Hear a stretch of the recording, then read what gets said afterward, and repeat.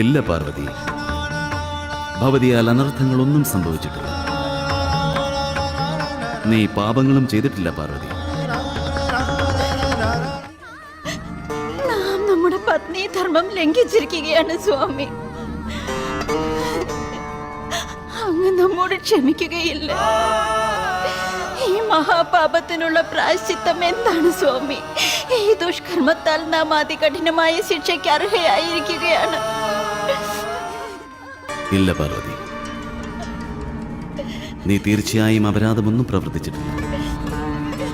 യാതൊരു വിധേനയും ഭവതി പത്നീധർമ്മം ലംഘിച്ചിട്ടുമില്ല പാർവതി. ഇന്ന് ഭവതിയാൽ മാതൃധർമ്മം നിർവഹിക്കപ്പെട്ടിരിക്കുകയാണ്. കർത്തവ്യ നിർവഹണത്തിന്റെ പര്യായം തന്നെയാണ് നീ. സ്വന്തം സ്വാർത്ഥതയെ മറന്ന് പ്രപഞ്ചത്തിന്റെ നന്മയ്ക്കാണ് നീ മഹത്വം നൽകി.